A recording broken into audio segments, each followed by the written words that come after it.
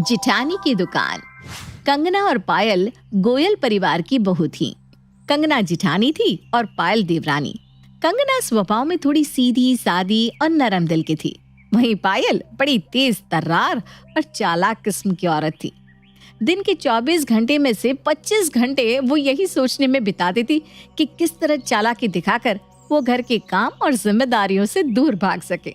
एक दिन, अरे पायल, कल जब तुम बाजार जा रही थी तो मैंने तुम्हें कहा था ना कि बाजार से लौटते समय माँ जी के लिए एक शॉल लेते आना। बहुत ठंड पड़ रही है और माँ जी का शॉल बिल्कुल बेकार हो गया है, फिर तुम लेकर क्यों नहीं आई? बड़ी चालाक है भाभी आप।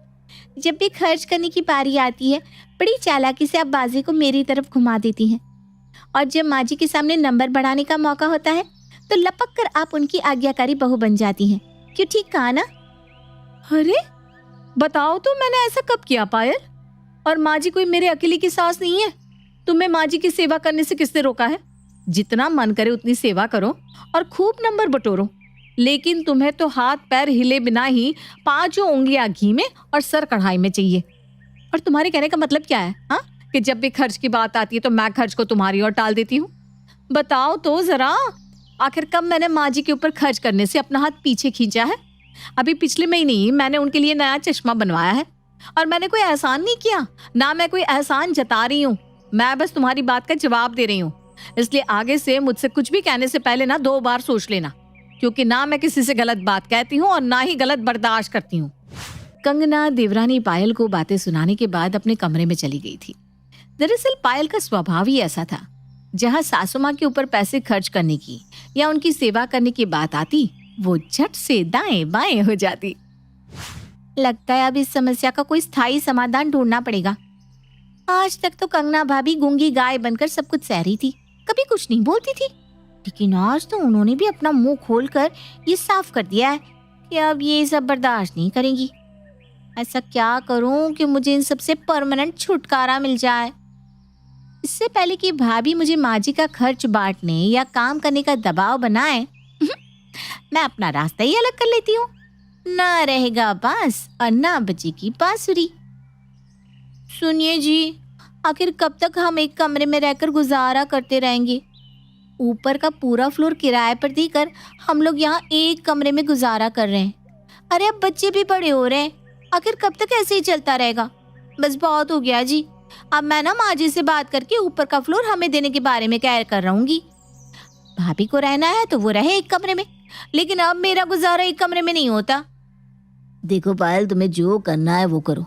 मेरे पास तुम्हारे इस महाभारत को सुनने का समय नहीं है। मेरे पास और भी बहुत से काम रहते हैं। कम से कम घर आकर मैं सुकून से कुछ समय बिताना चाहता हूँ। तुम माँ से बात कर लो, फिर जैसा माँ कहे आपस में देख लेना। बस भगवान के लिए मुझे बीच में मत घसीटना। पति की तरफ से हरी झंडी मिलते ही पायल अगले ही दिन अपनी सास के पास पहुंच जाती है। माँ जी, जब तक बच्चे नहीं हुए थे हम लोग आराम से एक कमरे में रह लेते थे, लेकिन अब बच्चे भी बड़े हो रहे हैं, एक कमरे में मेरा काम नहीं चल रहा। आप ऊपर के फ्लोर से किराएदारों को हटा दीजिए ना, ऊपर का फ्लोर हम इस्तेमाल करेंगे। देखो तो, बड़ी बहू इतने सालों से एक कमरे में गुजारा कर रही है और तुझे सबसे पहले अलग होने की आग लगी है, और तुझे ही ऊपर का फ्लोर क्यों दे दूं? बड़ी बहू की भी तो इच्छा हो सकती है कि ऊपर वो रहे। कोई बात नहीं माँ जी, मैं बात को तूल देना नहीं चाहती। अगर पायल को ऊपर का फ्लोर चाहिए तो आप इसे दे दीजिए, मुझे कोई दिक्कत नहीं है, मैं नीचे ही रह लूंगी। आप तो ऊपर जाएंगी नहीं, इसलिए मैं तो आपके साथ नीचे ही खुश हूँ। जेठानी की बात सुनकर पायल के मन में तो खुशी के लड्डू फूटने लगते हैं। हाय, उसकी तो मुंह मांगी मुराद पूरी जो हो गई थी। ये हुई ना बात। अब माँ जी तो सीढ़ी चढ़ के ऊपर आ नहीं पाएंगी, और सीधी सी बात है, जहाँ माँ जी रहेगी वहीं उनके रिश्तेदार और मेहमान भी आएंगे। ऊपर रहने के तो फायदे ही फायदे हैं, न काम का झंझट न मेहमानों का। अब भाभी लगी रहेंगी अकेले मेहमानों की खातिरदारी में, कभी चाय बनाओ तो कभी नाश्ता लगाओ। तंग आ गई थी मैं तो, अब जाकर चैन की बंसी बजाऊंगी। जल्दी ही ऊपर के फ्लोर से किराएदारों को हटाने के बाद पायल ऊपर शिफ्ट हो जाती है। माँ जी, मैं ये सोच रही हूँ कि हमारा घर एकदम सड़क के किनारे है, अगर आगे वाले कमरे में हम दुकान खोले तो कैसा रहेगा? अरे ये तो तूने बहुत अच्छी बात सोची बेटा, लेकिन दुकान पर बैठेगा कौन? आप चिंता मत करिए माँ जी, घर का काम मैं सुबह जल्दी उठकर निपटा दिया करूंगी। उसके बाद मैं ही पूरा दिन दुकान पर बैठा करूंगी। और अगर दुकान चल जाएगी तो हमारी फाइनेंशियल कंडीशन में काफी सुधार आ जाएगा। ठीक है बेटा, मुझे कोई एतराज नहीं है, जैसा तुझे ठीक लगे। जल्दी ही जेठानी कंगना सामने वाले कमरे को दुकान में तब्दील करवा देती है और उसमें जनरल स्टोर का छोटा बड़ा सामान लाकर भर देती है। हाय, बड़ी चालाक निकली कंगना भाभी तो। इतने सालों से मैं नीचे रह रही थी, तब कभी इन्हें दुकान खोलने का आइडिया नहीं आया। मेरे ऊपर आती ही उन्होंने दुकान खोल ली। मेरी अकल भी पता नहीं कहाँ घास चरने पहुंची रहती है। मैं आज तक ये बात क्यों नहीं सोच पाई। जब से कंगना ने दुकान खोली थी, पायल का ध्यान बस दुकान पर ही लगा रहता था। वो दिन भर बालकनी में बैठकर दुकान पर आते जाते ग्राहकों की गिनती करती रहती थी। शैलेश, आपको कुछ पता भी है घर में क्या चल रहा है? अरे नीचे हमारे वाले कमरे में भाभी ने दुकान खोल ली है और आप तो बिल्कुल गूंगे बने रहते हो। आप कुछ बोल नहीं सकते थे क्या? पायल, दुकान तो मुझे भी दिखाई दे रही है, लेकिन उनके दुकान खोलने से तुम्हें क्या दिक्कत है, बताओगी जरा? अरे मेरे भोलेनाथ, वो हमारा कमरा है और मुनाफा कौन कमा रहा है? आपके भैया। अब आया कुछ समझ में? ज्यादा दिमाग मत चलाया करो पायल। जब तुमने अपनी खुशी से नीचे का फ्लोर भाभी को दिया है, तो अब किस अधिकार से तुम उनसे सवाल करोगी? अरे अब तो वो उनका घर है, वो जहाँ चाहे दुकान खोले, जहाँ चाहे गोदाम बनाए। हम उनसे सवाल पूछने वाले होते कौन है? मुझे पता था तुमसे कुछ ना हो पाएगा। अरे पता है मुझे, बहुत काबिल वकील हो तुम, लेकिन ये अपनी वकालत ना जाकर कोर्ट में दिखाया करो। हर जगह सही और गलत बताने की जरूरत नहीं होती है। आपको कुछ पता भी है कितनी कमाई हो रही है उनकी? पिछले 1 महीने से मैं देख रही हूँ, इतने ग्राहक आ रहे हैं कि समझो एक आता है तो दूसरा जाता है। अब खुद सोच लो कितनी कमाई होगी भाभी की। देखो पायल, तुम्हारे पास फिजूल टाइम है तो तुम करती रहो खाली बैठकर गिनती। तुमसे बातों में ना कोई नहीं जीत सकता। मेरे लिए तुम्हारी बातें समझ से परे है। जो करना है कर लो यार, मुझे बख्श दो प्लीज। मम्मी, चाची दिन भर बालकनी में बैठकर हमारी दुकान को घुरती रहती है, पता नहीं क्या हिसाब लगाती है। अरे बेटा, बालकनी में बैठकर चाची दिन भर यही गिनती करती है कि कितने लोग दुकान पर सामान खरीदने आए हैं। तेरी चाची की रग रग से वाकिफ हूं मैं। अब तू देख मेरा कमाल। कंगना जाकर सास के कानों में कुछ कहती है और फिर जोर से आवाज लगाकर सास से बातें करने लगती है। माँ जी, गुड्डू के पापा अंदर आए हैं क्या? नहीं तो क्या हुआ? अरे माँ जी, दुकान बढ़ाने का समय हो रहा है। मैंने कितनी बार कहा कि दुकान बढ़ाने के समय कहीं मत जाया करो। अब ये गल्ला नोटों से भरा हुआ है, कौन गिनेगा इन्हें? अरे बेटा छोड़ देना, कल गिन लेना, 2 दिन का एक साथ। अरे माँ जी, अगर आज का गल्ला साफ नहीं किया ना तो कल तक इस पे पैसे रखने को जगह भी नहीं बचेगी। अब फोन लगाइए ना कि आ जाए। कंगना की चाल सफल हो गई थी और उसकी आवाज ठीक जगह पर, यानी कि उसकी देवरानी की कानों तक पहुंच गई थी। देखा, मुझे लग ही रहा था कि ये नोटों में खेल रही हैं। भाभी तो रोज गड्डी भर भर के नोट कमा रही हैं और एक दुकान क्या खोल ली, इनके तो दिन ही बदल गए। वैसे भाभी बहुत सीधी सादी है। अगर किसी तरह वो मेरा कमरा मुझे वापस देने को तैयार हो जाए तो मजा ही आ जाए। मैं कल ही जाकर रोने धोने का नाटक करती हूँ और अपना कमरा उनसे वापस मांग लेती हूँ। अगले दिन, मुझे माफ कर दो भाभी। ऊपर जाने के बाद मुझे समझ में आया कि वहां जाकर मैं कितनी अकेली हो गई हूँ। मुझे ना हर वक्त आपकी और माँ जी की याद सताती रहती है। आपकी देवरानी को छोटी बहन समझकर माफ कर दो ना भाभी। और फिर से मुझे मेरा कमरा वापस कर दो ना भाभी। प्यारी देवरानी, तुम्हारी सारी चाल मैं बहुत अच्छी तरह समझ रही हूँ। मुझे पूरा यकीन था कि तुम वापस जरूर आओगी, लेकिन मैंने भी कोई कच्ची गोलियां नहीं खेली। अब तुम्हारी चालों में मैं इतनी आसानी से फंसने वाली नहीं हूँ। पायल बेटा देख, हम मानते हैं कि तुझे जरूर हम लोगों की याद आ रही होगी, लेकिन तेरी बात भी तो ठीक है ना बेटा। एक कमरे में अब तुम्हारा गुजारा कहाँ होता होगा। जा बेटा जा, तू अपने फ्लोर पर ना आराम से रह। माफी चाहिए ना तुझे, जा, हमने माफ कर दिया बस।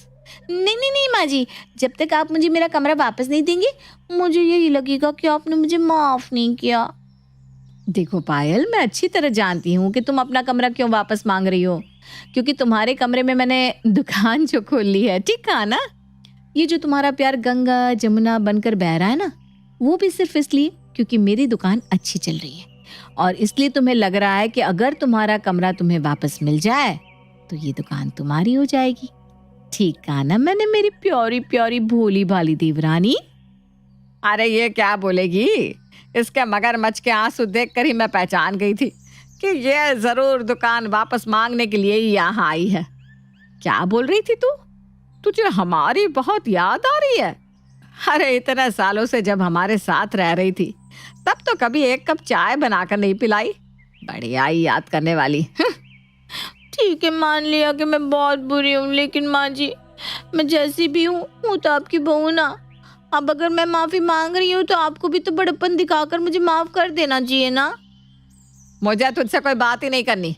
मेरी पूजा का समय हो रहा है। तेरी ऐसी नाटकबाजी मैं पहले भी बहुत बार देख चुकी हूँ। अंजू के जाने के बाद कंगना कहती है, देखो पायल, जिस तरह से चालाकी दिखाकर तुम नीचे का काम और जिम्मेदारी मुझ पर थोप कर ऊपर भागी थी ना, उस हिसाब से तो तुम्हें वापस आने ही नहीं देना चाहिए।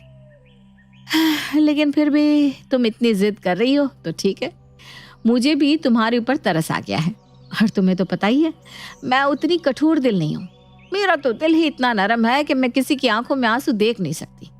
तुम ऐसा करो, तुम मेरे साथ दुकान में पार्टनर बन जाओ। भाभी ये हुई ना बात, मैं तैयार हूँ। तो ठीक है, अब से जो भी मुनाफा होगा उसमें से आधा मुनाफा मेरा। अरे जरा ठहरो ठहरो, इतनी भी क्या जल्दी है? आधा मुनाफा तुम्हारा नहीं, दुकान में जितना भी सामान भरा हुआ है ना वो सब मेरा ही है। इसलिए मुनाफा 70% मेरा और 30% तेरा। और हाँ, ये मुनाफा तुम्हें फ्री में नहीं मिलेगा, उसके लिए तुम्हें 20 लाख देने होंगे। क्या कहा? 20 लाख? 20 लाख किस बात के? क्यों? मेरे दुकान का किराया और हर महीने सामान भरवाने के बदले में तुम बस 20 लाख दोगी। फिर हर महीने तुम्हें बस प्रॉफिट मिलता रहेगा, खर्च की जिम्मेदारी मेरी। फिर मैं कोई हवा में तो बातें नहीं कर रही हूँ। 20 लाख रुपए में तुम्हें दुकान की 30% पार्टनरशिप मिल रही है। इससे अच्छा सौदा कहीं हो सकता है भला, जिसमें कि दुकान का सामान तो हमेशा मैं ही भरवाऊंगी। 30% तो बहुत कम है। अगर आप मुझे 50% देने को तैयार हो जाओ तो मैं 20 लाख देने के लिए तैयार हूँ।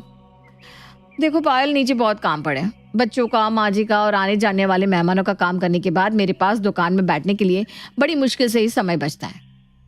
ठीक है, काम करो, आधा दिन दुकान में गल्ला तुम संभालो तो मैं 10% की पार्टनरशिप तुम्हें और देने के लिए तैयार हूँ। कुछ देर सोचने विचारने के बाद पायल 40% की पार्टनरशिप करने के लिए तैयार हो जाती है। अगले दिन पायल दुकान में गल्ले पर बैठी होती है, तभी सासू माँ की बहन अपने पोते पोतियों के साथ वहां आ जाती है। नमस्ते मौसी जी, कैसी हैं आप? नमस्ते बेटा, मैं तो बहुत अच्छी हूँ। अरे वाह भाई, तेरी दुकान तो बहुत अच्छी लग रही है। बड़ी वैरायटी का सामान रखा हुआ है स्टोर में। अच्छा ये बिस्कुट तो निकालना जरा। कौन सा वाला? ये क्रीम बिस्किट, ये लीजिए। ऐसा कर, ये बिस्कुट अंदर कंगना के पास पहुंचा देना। कहना चाय के साथ नाश्ते में यही बिस्किट दे दे और वो एक पैकेट काजू नमकीन भी दे देना। मौसी की बात सुनकर पायल का पारा 7वें आसमान पर पहुंच गया था। वाह भी वाह, ये क्या बात हुई? मेहमान बनकर आओ और दुकान का सामान मुफ्त में उड़ाओ। ऐसे तो हमारी दुकान चल चुकी। पता नहीं माँ जी ऐसे रिश्तेदारों को मुंह क्यों लगाती है। जाते समय मौसी जी एक बार फिर दुकान में आती है। पिंकी, गट्टू, लो बेटा ये चाची की तरफ से टॉफी खोलो। अच्छा ऐसा करो, किंडर जॉय ले लो, बहुत पसंद है ना तुम दोनों को। और यहाँ तो घर की सी बात है, क्यों बेटा? मौसी की बात सुनकर पायल का खून खौल रहा था, लेकिन बेचारी उनसे कुछ कह नहीं पाती। धीरे धीरे पूरा दिन बीतता जा रहा था, लेकिन दुकान पर कोई भी ढंग का ग्राहक नहीं आया था। कोई ग्राहक टॉफी खरीदने आता तो कोई एक साबुन, कोई चाय पत्ती ले जाता तो कोई बिस्किट का पैकेट। रात होते होते पायल दुकान पर हुई माथा पच्ची के कारण थक कर बिल्कुल पस्त हो गई थी। भाभी आइए गल्ला खोलिए, देखिए आज कितने का गल्ला हुआ। कंगना जाकर गल्ला खोलती है तो उसमें से बस 2000 रुपए निकलते हैं। जितना सामान आज पूरे दिन में बिका उसमें से 1500 तो उसकी लागत ही थी। 500 रुपए का मुनाफा है, 500 का 40% हुआ 200। ये लो तुम्हारे 200 रुपए आज का प्रॉफिट। क्या 200 रुपए? पूरे दिन ग्राहकों के साथ दिमाग खपाने के पास 200 का ही प्रॉफिट मिला है। अरे ये तो एक कॉमन सी बात है ना पायल, जो सामान तुम बेच रही हो उसकी लागत भी तो घटाई जाएगी ना, पूरा पैसा प्रॉफिट थोड़ी ना होता है। लेकिन आप तो गले से कड्डियाँ लेकर जाती थी, उसका क्या? अरे वो तो हम अपनी तरफ से गले में 15,000 रुपए रखते हैं ताकि गल्ला कभी खाली ना रहे। जेठानी की बात सुनकर पायल ने अपना सर पीट लिया था। खैर अब तो कुछ किया भी नहीं जा सकता था। उसने तो कंगना के साथ एफिडेविट साइन किया हुआ था। अब वो चाहकर भी अपनी बात से पलट नहीं सकती थी। अगले कुछ दिनों तक जब पायल दुकान पर आकर बैठती है तो उसे दिन भर दुकान की तरफ आते ग्राहकों का राज भी पता चल जाता है।